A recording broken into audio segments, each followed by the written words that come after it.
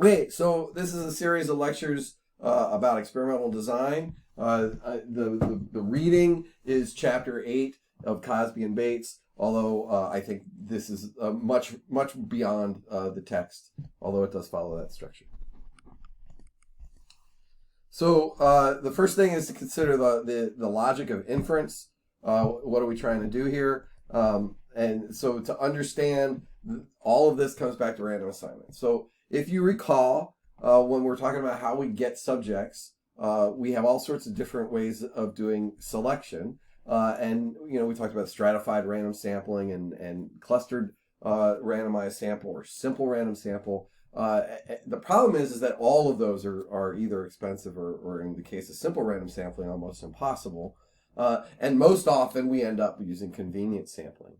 Even your studies where you are asking 100 people to contribute to your study, even though you're randomly selecting from your Facebook pages, it's still a biased sample because they're still your friends. And so no matter what, we are likely facing a biased sample when we're bringing them into the lab. So to resolve that, random assignment takes that sample, whatever it may be, and then randomly distributes those individuals in a condition so that whatever bias came into that sample is distributed randomly between the groups. And therefore, differences between the groups are no longer due to the bias of the sample, but now hopefully due to whatever you're manipulating. So if you keep everything exactly the same, except for the manipulation or the factor, or whatever it is, the independent variable, then any outcomes must be due to the factor and not due to some other criteria. So this is a little bit of an aside, but I think to connect the course, the statistics half of this course, the design half of this course, to recognize that we have inferential statistics tend to be difference-based statistics. So z-test, one sample t-test, paired samples t-test, independent t-test, ANOVA, we haven't learned that one yet, but these are all different statistics, and they come from certain designs, and they give you certain outcomes. So if you recall that a z-test is how is my sample different from the population, you get that from a survey. The same with a one sample t. Remember, the only difference there is we don't know the population well enough to use the population characteristics in the statistic. So in both of these cases, you're really getting data about a sample and then comparing it to the population, not an experimental circumstance. A paired t is a pre-post test situation, a repeated design.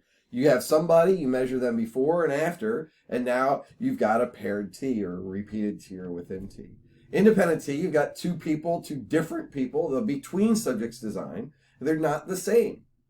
And then ANOVA, which we'll learn about in the fall, is a design where you have more than two groups, and we can have those as either repeated or between.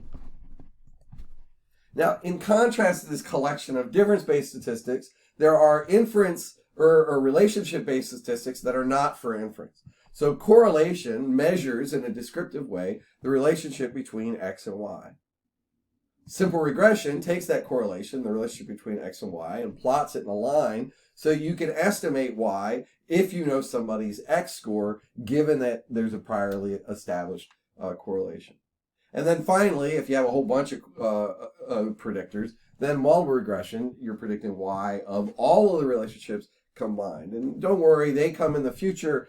The point here is that they're both existing and that relationship statistics can do different statistics. So there will be the case where I'll do an experiment and then use a regression because I manipulated something in such a way that I want to take advantage of the improved power that you get from regression. All right?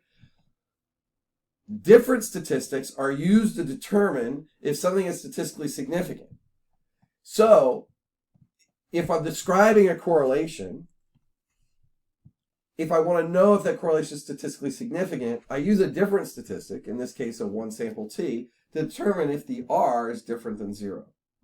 I understand that this is all very confusing, but correlation and regression are coming next week, and I'm trying to help you see the connections between the z-test to regression through t-tests, and to understand that they're trying to do different things even though they use the same math. And I'll make that have more sense next week.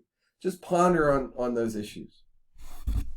So in summary for this video, random assignment, we evenly distribute that bias across conditions. And there are two classes of statistics. We have difference-based statistics, z-test, one sample t, paired t, independent t, ANOVA. And then there are relationship statistics, correlation and regression. Depending on what you do, you're going to use a certain statistic. Experiments primarily evoke difference statistics. Okay, I'll see you in the next video.